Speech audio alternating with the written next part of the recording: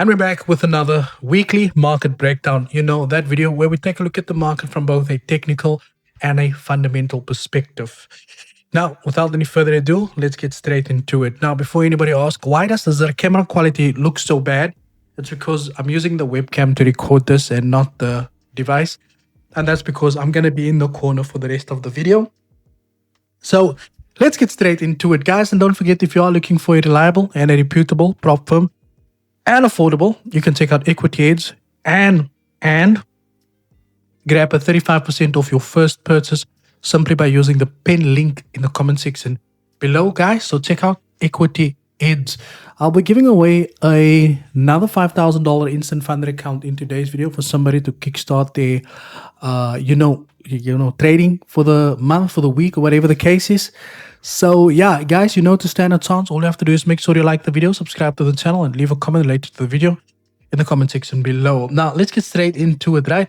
Looking at some fundamental data to come through this week, we're going to filter this only by the red. We want the red blocks because we are only interested in high impact news, and we are also only interested in the dollar index in regards to, in this case, right? So we're gonna none all of this and then apply that filter over there.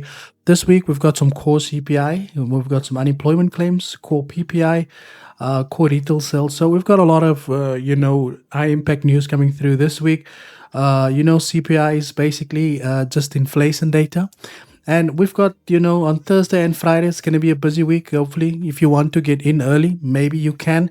But let's get over to the chart. Now, the market that has hit this level exactly as I've anticipated when we were still trading around these levels over here. And you can go back to, I think I made this video about 2 weeks ago, I think about a week ago.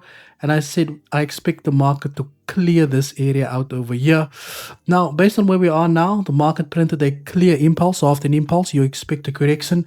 And the best way to measure that correction is simple. Take your Fibonacci from the low over here to the high of the impulse. Now, you can see here we had a 0.50 pullback, which is basically a 50% retracement of this massive impulse. Now, what we have over here, we've got a structure lining up perfectly with this 0.50 level in the market over here. Now, the one thing that I do want you guys to be very careful with over here is that, we have this level over here. Now, the next take profit level is very simple. You take the Fibonacci, okay, from this low and you move it back to that there.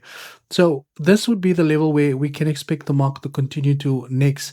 But it's very important to understand that in order for us to confirm that the market is rejecting this level, it's very important that you monitor the price action on lower time frames, because there's always a possibility for this market to continue lower because we've had the structure that the market created over there as well. So what I will be doing from my side, I will obviously be monitoring the price action over here on the 4-hour time frame. I also have my rules that I apply in the market in terms of things that I use. You can see here, I also use indicators, but I don't call them SMG or FMG or SLPMG. They are just indicators that I use, and obviously monitor the price action. And if the market is ready to shift bullish, because we are bearish, as you can see over there, I'll definitely be looking for a long-term buying opportunity in the market over here for the market to go hit that minus 27 as we've identified. Now, obviously, if we're expecting that over there, we are obviously going to be looking for some short-term sells on GBPUSD.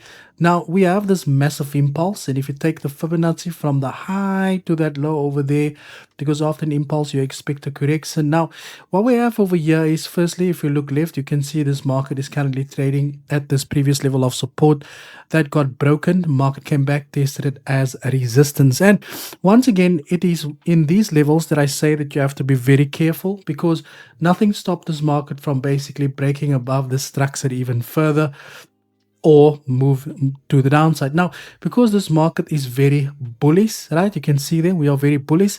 Again, I will apply the same concept, lower time frame, wait for market momentum to shift on lower time frames, and then potentially looking to sell this market to the downside. And the way we will be monitoring this take profit level over here is simple. Take the Fibonacci from that high, and we'll be moving it on this low over there. And that would be the first level that we would hopefully anticipate the market to go. If that does not take place, guys, remember, if we do get a clear break above structure, we will then be looking to trade this market slightly higher to that level over there. But for now, because we're still trading below the price, this is what I'll be looking for this week. If nothing, if remember, it's always have to be reactive and not predictive. And what that means is that you have to react to the way the market moves, right? If the market is going to break, we have to react. We cannot predict that this is going to happen. We can't say this is going to happen, this is going to happen. Right now, what I see is based off the price action in the market, and we only have news events coming through on Thursday. I probably expect to move lower. And like I said, with the dollar index slightly higher. And if the market does give us a break above that, then I will probably have to monitor the price actions once again there. Now on EU, we can see here very similar price action. We can see we're at this daily candle literally close at just below that level. Here we had a clear impulse to the downside. After the impulse, we expect a correction. And if you take the Fibonacci from the high to that low over there, you can see not only did the market break this level, but the market also came back to hit this level over here as well, right? Can you guys still see me? Beautiful. Okay, so from here, I'm expecting this move or for the market to start this move to the downside to potentially hit this level over here. Now again, we have to be mindful, right? We have to be very mindful, because why, we can also just, if we do get this market, sorry, we're gonna move that right down there. I'm hearing stuff, that is why I'm keep stopping.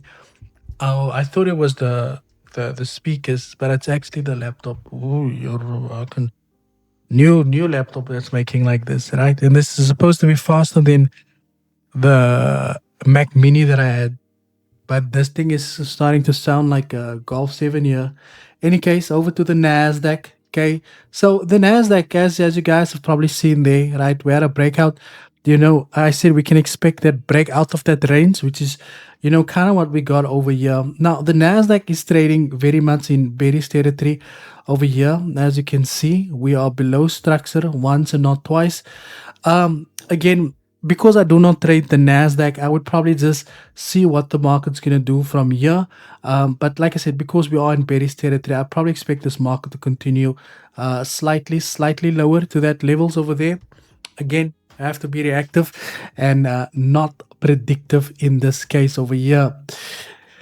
Next up, we have got the Dow Jones. Beautiful gap over there. Dow Jones also, once again, trading below the structure over here. Okay, we have that impulse. Not really an impulse. It's only one candle.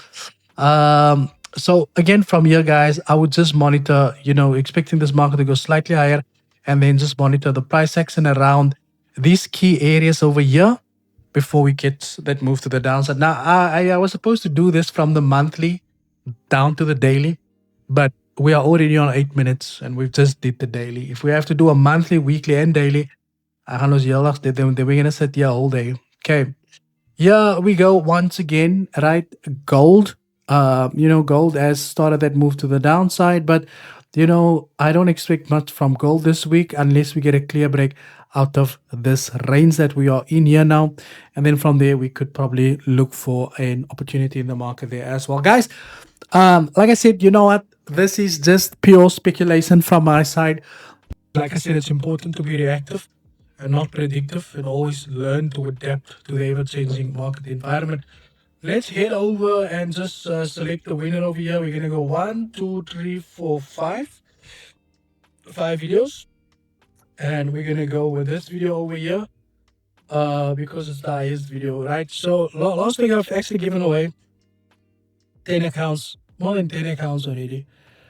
But it is what it is. Let's select another video. We're gonna give away more accounts this week, guys. All you have to do is make sure you like the video, subscribe to the channel, and leave a comment related to the video in the comment section below.